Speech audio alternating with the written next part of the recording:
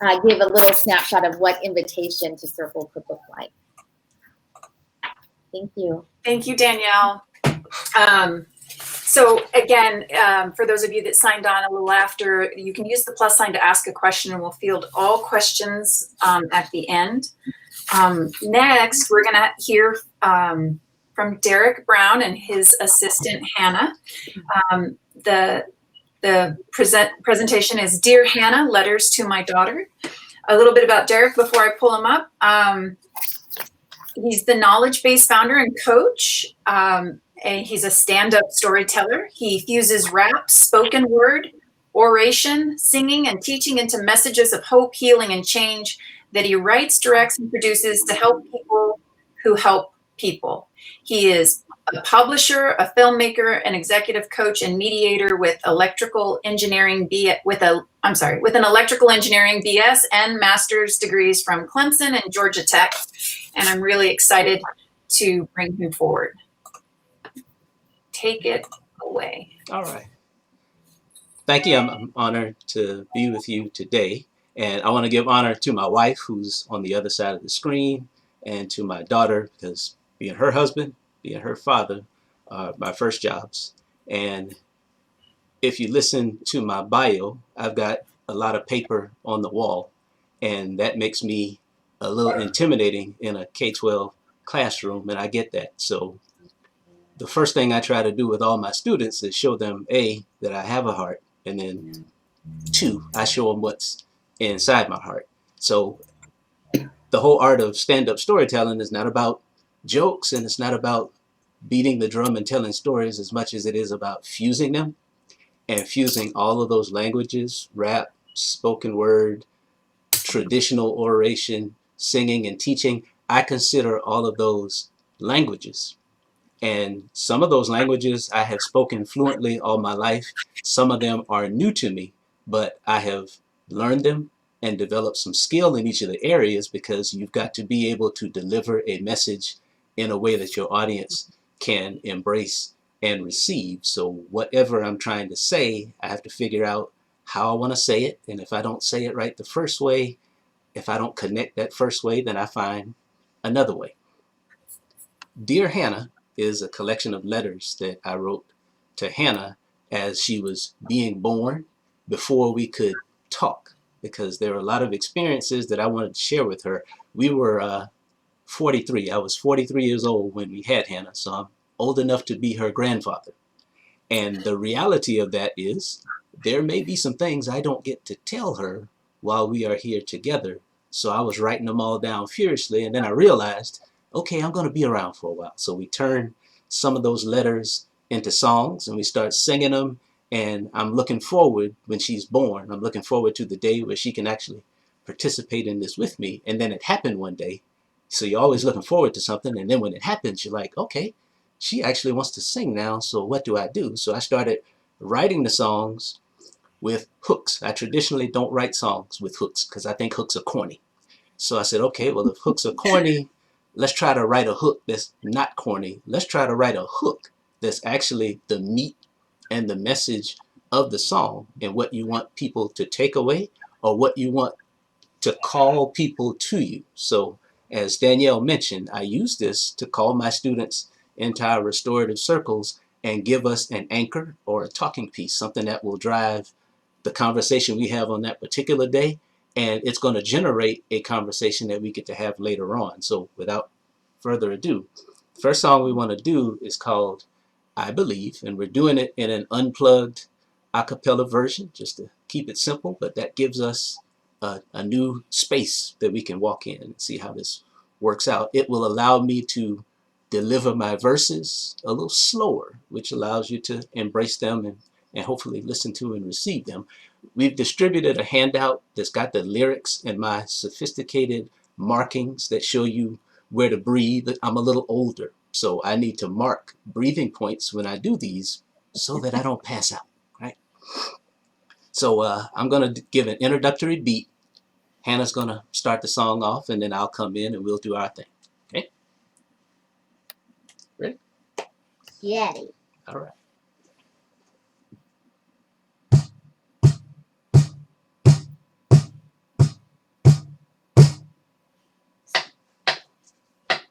Stand strong, don't sway. Count the cost and pay. Pay no time for play. Focus and don't stray. Some won't, some may. Patience conquers delay. Speak peace, pray. Don't worry about what they say. You're a different kind, different by design, character defined, footloose yet refined, living on cloud nine. You're a plus sign, don't need no light to shine, lead 'em from behind, think like a mastermind, give 'em peace of mind, willing to cross the line, willing to realign, willing to recombine, be a lifeline, protect the pipeline, protect the front line, protect the gold mine from the landmine, protect the waistline from the punchline, make sure the bloodline know about the flood line. Watch out for the grapevine. Turn water into wine. Assume, then opine. Critique and then malign. Oppress, then confine. Predict a quick decline. Don't take the hard line. Check 'em offline. If they should remind, remember, don't rewind. Stand strong. Don't sway. Count the cost and pay. Pay no time for play. Focus and don't stray. Some won't, some may. Patience conquers delay. Speak peace, pray. Don't worry about what they say. Mine eyes have seen the glory of telling your own story, project exploratory, freedom like Montessori, uncharted territory, legacy depository, auditory, oratory, ain't got no category, dug up from the quarry, creative repertory, made in my laboratory, plenty inventory, purpose is preparatory, comprehension mandatory, might be compensatory, finding Nemo, finding Dory. Haters say, man, he swore he, some kind of sort of prophet, the more he talks that talk, the less I hear, for he must be stuck on stupid or he don't see that we ignore he don't see that we close the door he don't pay no mind to Lori, don't listen to Tory Mori Corey. Stand strong, don't sway. Count the cost and pay. Pay no time for play. Focus and don't stray. Some won't, some may. Patience conquers delay. Speak peace, pray. Don't worry about what they say. Need one shot, just like Robert Ory, to produce compelling allegory. Speak my truth, but not defamatory. Peaceful vibes, or more conciliatory, sensitive and participatory. Picture scenes from the observatory. Dreams deferred, but anticipatory. Paid in full on that promissory. Memories can be inflammatory. Anxiety, nice depilatory. Vengeance, equally predatory. Eye for an eye, retaliatory. What goes around becomes circulatory. Forgive 'em, wash in the lavatory. Lessons learned, a priori.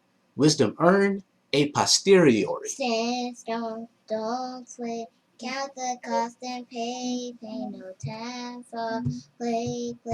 Focus and don't stray. Some won't, some may. Patience conquers delay. Speak peace, pray. Don't worry about what they say. Take your headphones off. All right. So if you're listening, I announced I Believe, and we just did What They Say, which was actually the second song. We did it first, but the show must go on, so we'll roll right into I Believe. Now this is one of our family anthems. This is a song that is a testimony about my faith and what it looks like to my daughter, to tell her this is what I believe in, and now here's what you got to be careful of when you believe. Your faith will always be tested. So how do you respond to the test? That will establish how strong your faith is. It will strengthen it, and it will reveal it to you in a deeper way. So we'll get into it again. I'll introduce it. Hannah will sing the hook, and we'll go from there. You ready? Ready? Yeah. Don't put the headphones on. Ready? You don't need the headphones. Ready? Okay.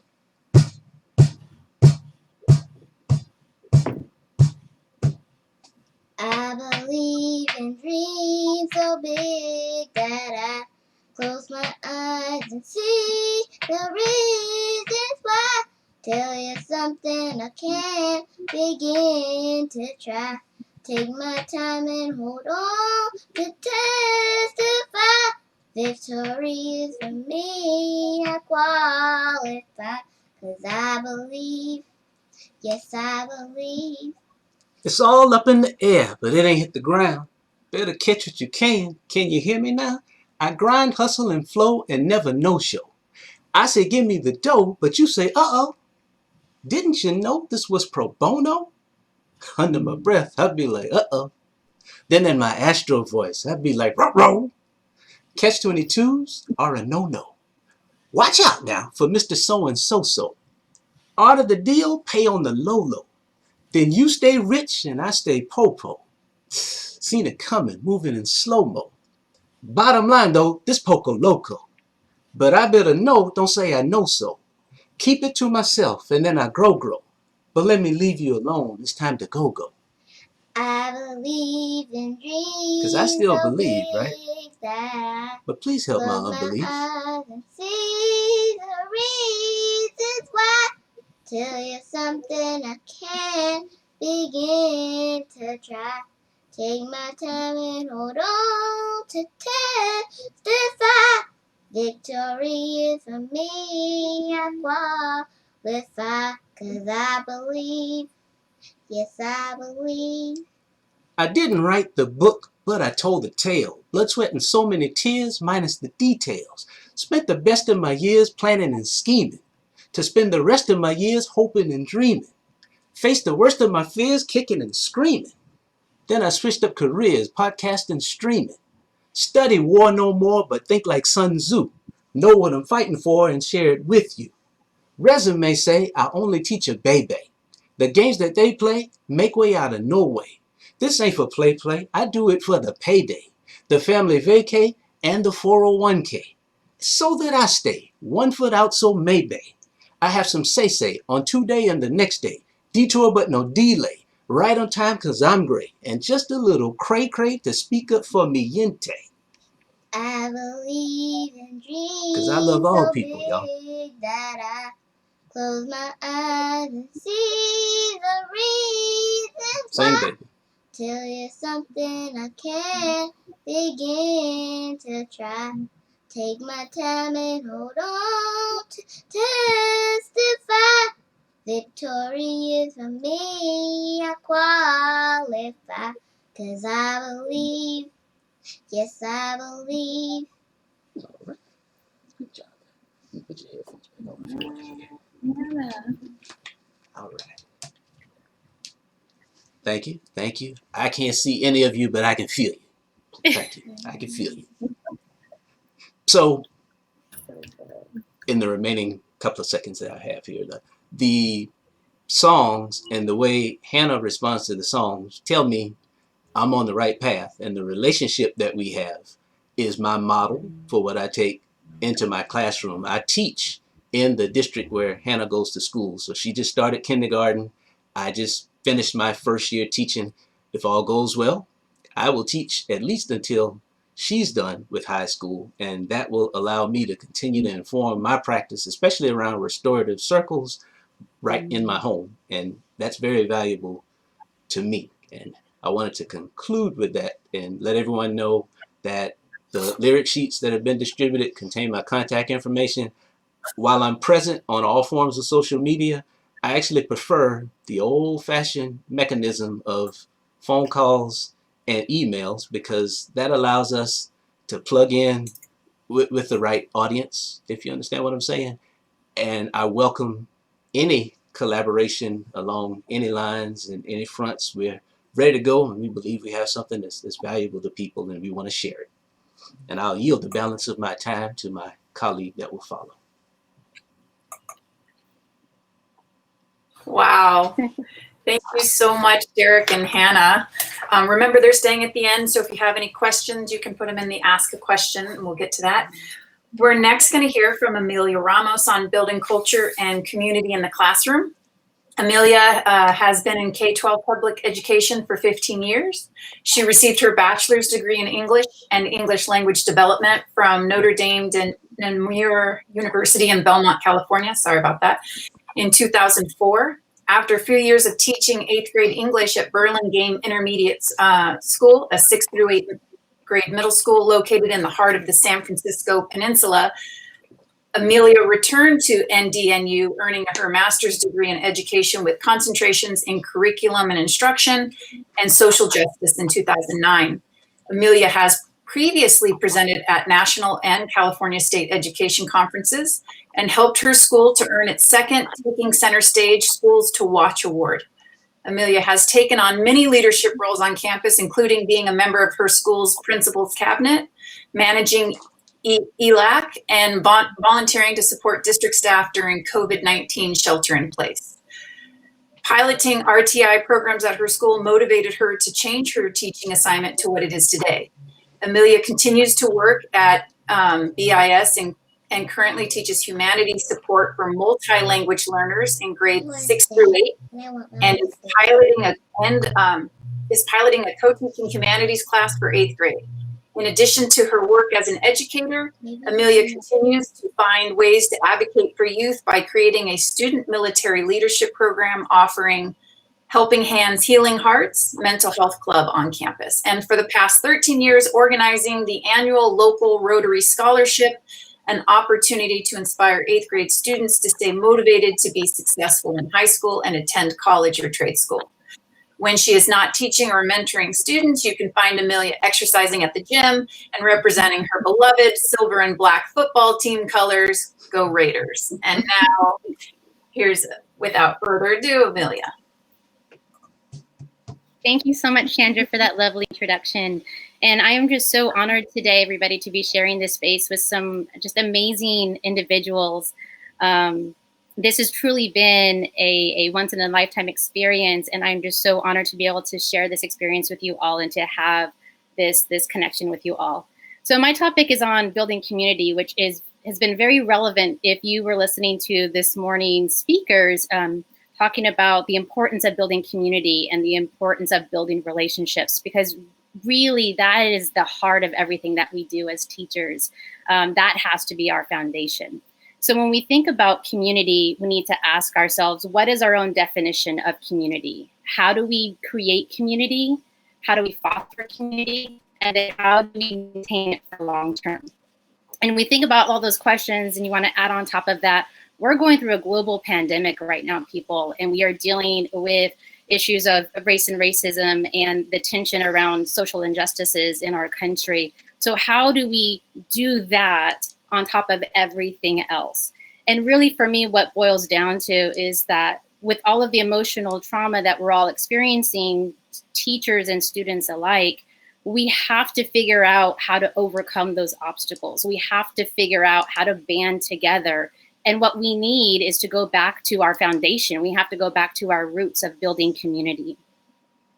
So we know that our students are grappling with emotional trauma from COVID-19 and what they've been experiencing and witnessing, observing in our country. And we know that there are some hard elements that we know to be true as educators. We know that students need structure. We know that students need a foundation of guidance. We know that students need to feel safe. We know that students need to be cared about. We know that they need to have a sense of belonging. We know that they need to feel heard and listened to, and we know that they need to feel appreciated. So what has been sort of tried and true for me over the years, and I spent a lot of time thinking about, well, what have I done as an educator over the last 15 years to build community? You know, I have these strong bonds with students that, you know, I taught my first year. I'm close friends with many students who are now adults, who are professionals, and who are successful in their own lives. And yeah, I thought back to myself leading up to this presentation. What have I done to help foster that development for them? What have I done to help set them on a path for success? And so a lot of things that students have said back to me is, you listened to me when I needed somebody to listen to me. You celebrated my culture. You pronounced my name correctly. You knew that in my culture, I had a family nickname and you called me by my nickname. You knew what religion I was. And so you knew which holidays I was about to be celebrating with my family. And all of those little things that we can do at the beginning to set that foundation for students, that helps to build that trust that we need them to have within us. We need them to trust us, because if they don't trust us, they're not going to learn from us. So with all of that being said, here are several hot button topics that I think will help you to build community in the classroom. So to set you off on the right note, you need to create the ideal learning environment within your community. So go back to your foundations. What were those things that you used to do at the beginning of school to get to know your students? One of the big little mini units that I would do would be on identity and celebrating culture. So we would do a Where I'm From poem. And I would have students research more about their ancestry and their heritage, their culture, and identify traditions that they do within their family. I'd have them list the foods that they eat that are culturally relevant for them. I'd have them list holidays that they participate in, the brands that they like to wear, and how they identify uniquely, not just within their family unit, but also them themselves. What is their own authentic identity? And so students would put together these poems and present them in class. So just like what Danielle was talking about earlier about that community building space, about doing circles, that is a great opportunity to showcase and present that student work, is to have each student present within a community circle. And so having students do a mini lesson like that, I'm able to learn so much about their culture and learn so much more about who they are as individuals, the things that they like, and finding those little niches where I can find common ground with them and find this ability to have a shared experience. So here's another great example of that. I knew leading into a class that I was going to be teaching that it was going to involve poetry. I knew that I wanted to bring in Tupac Shakur's rap lyrics. And so I had a poster of Tupac hanging up on my wall. That was the first indicator for a couple students to think like, well, she has a poster of Tupac on her wall. This might be a teacher that I might like because she likes something that I like. And so just having that little common ground with my students, that helped to open the door to build trust and to build community with them. So it is super important that you are finding ways to set up the structure within your classroom to make sure that students feel safe, students feel heard and listened to, and they feel like they are a member of the community. Another important thing that you need to do in creating that space is identifying norms. And students have a voice too. So it's important that students are a part of that collaborative effort to come up with those norms. What are these agreed upon statements that we're all going to abide by? Not just like me, the teacher, this is what you need to do, but like students can hold me accountable as well and say, well, Ms. Ramos, like we're supposed to be speaking from the heart. And I noticed that you didn't say something that was authentic to you. You repeated what someone else said. So these norms allow students to, yes, hold me accountable, but also for them to feel comfortable enough to have a space that feels safe. So that way they can share their opinions, share their ideas. Okay, so the second part is celebrating diversity. So I talked about the importance of knowing names. I am all about making sure day one, if I am not pronouncing a student's name correctly, I ask them, how do you pronounce your name? I want to make sure that I am pronouncing it authentically to respect your culture and to celebrate you as an individual. So if a student goes by a nickname of a variation of their name, I might call them that nickname. Or if I know something about that student's culture, I might know, well, I know a nickname for this student is this, so I'm going to call him that. So perfect example, I think it's my third or fourth year at BIS, I had a student whose name was Guillermo. And you're probably thinking like, oh God, I can't pronounce that name like that. Look, she rolled her R's, I can't do that. But you can say that name respectfully, even though you can't say it with that accent. But what I knew about Guillermo was that he also went by a nickname called Memo. And I only know that because Guillermo was also part of my own culture. And I knew that within the Latin community, Memo is a nickname that one might give to Guillermo. It's like the English version would be William. So the nickname for William might be Billy or Bill, right? So, but the fact that I called Memo, that opened the door for him to to trust me, to feel like, well, this is a teacher who cares about me. I'm going to want to listen to what this teacher says because it might be something important. Another example is I have a student who is Tongan, and he went by his English version of his name. So he went by Ben, and everybody knew Ben on campus. But on my roster, it was Fia Tonga. And so when I call his name, he actually said, I've been at this school for 3 years and nobody has pronounced my name correctly. Thank you for pronouncing my name correctly. And in that moment, I recognized him as an individual. I recognized his culture and the importance of him needing to be heard. So when it comes to celebrating diversity, see their color, see their culture, see their names, because everything needs to be seen. Thank you, Danielle, for saying that. Everything is important and it needs to be validated.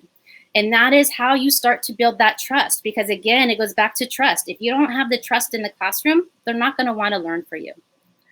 The third part is open communication. So you can do this in large community circles like Danielle described. You can do this in small groups. So I do a lot of small groups in my classroom. I do rotational groups, or you can do this on a one-on-one basis.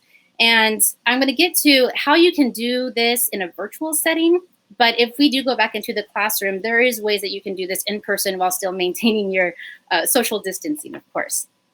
And again, throughout this time, you just want to be real with them. So you need to be okay with having those hard conversations. You need to be okay. Like one of the speakers this morning, I think it was the second speaker, talked about the importance of talking about what's happened about COVID-19, talking about what's happened with George Floyd, because the students see it, they've heard about it, they probably saw videos online. They're not going to be naive to this conversation. So it really behooves us to jump in and say, okay, I'm ready to be real with you. This is who I am. I might stumble upon how I talk about this. I might make some mistakes, but I'm going to let you know that I want to have this open dialogue with you.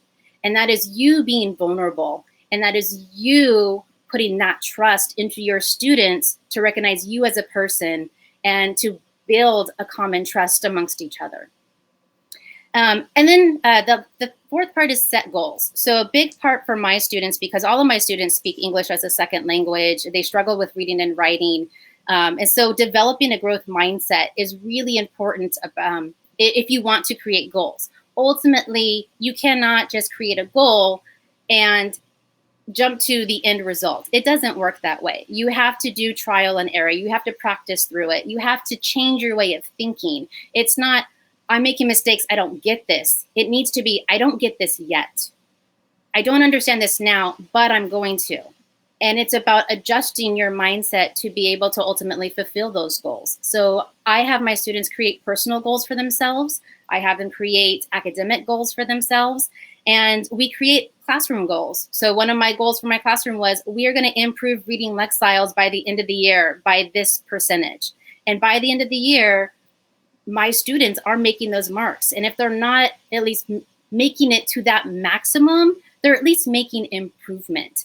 And that is something that needs to be celebrated. So the last thing, I know that I'm running short on time, is creating this asset-based opportunity for them.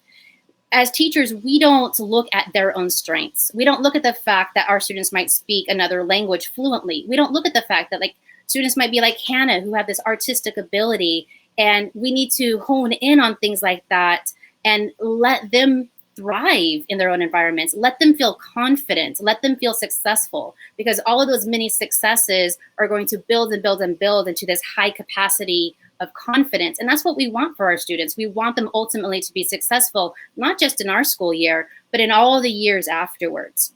So when you think about going back into the classroom, what if we go virtual? What if we don't go back into the classroom, period? There are ways that you can do this virtually. So I know that I have one of my colleagues in here who introduced me to Instagram for my teacher account as well as for Flipgrid. So I highly recommend, if you aren't already doing this, feel comfortable with being uncomfortable with technology. You just have to get over that hump.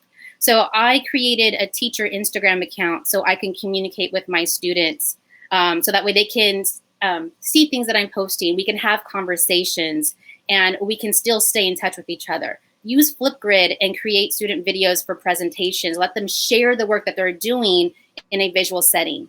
use Padlet. Padlet is a great opportunity to post, to communicate with each other, and there are many different modalities within that platform. You use all the components to your Google Classroom, Google Questions of the Week, use Google Forms to do surveys, gratitude journaling, reflecting. And again, you just need to become savvy with these areas that you feel uncomfortable about, because we're all learners. When we all have the capacity to learn more, it's not just, okay, I got my degree and I am able to now do these things, and then that learning stops. That doesn't happen for us. That we are human beings that are constantly evolving. And bottom line, like, we have this platform to make change. We have this platform to motivate students to perform at their highest capacity. And it really does behoove us to start at that ground foundational level. Get back to our roots, people. Get back to building community, because in all of this, we need to have our community to help all of us to grow.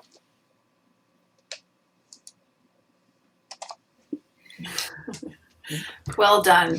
All right. Great. I told you guys we're in for a treat. So I'm going to bring